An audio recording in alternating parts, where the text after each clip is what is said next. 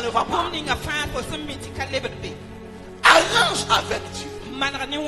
Ne dis pas c'est cette chose est là et que je réussis. Souvenez-vous qu'un jour, un homme avait planté. Il avait fait une bonne semence dans son champ. Et pendant la nuit, ma Bible dit que son ennemi est venu.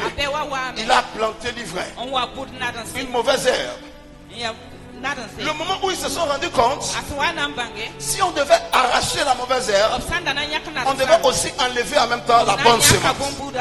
Alors le maître a dit laissez grandir ensemble l'ivraie et la bonne graine.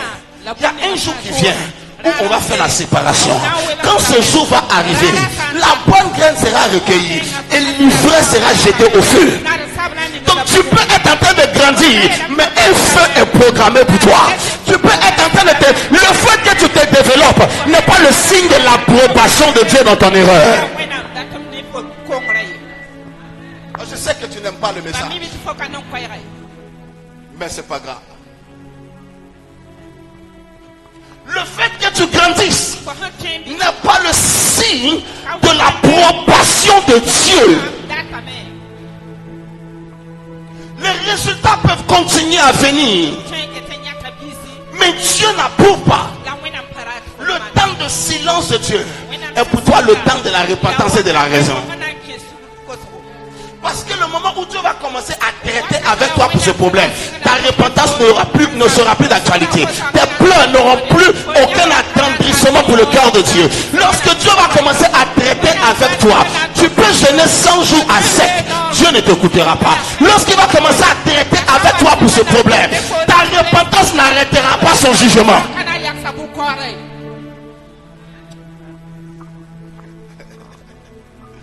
Lorsque Dieu va commencer à traiter avec nos bien-aimés frères dans le Seigneur, même la repentance n'arrêtera pas son jugement. C'est pourquoi il y a des gens qui vivent des problèmes.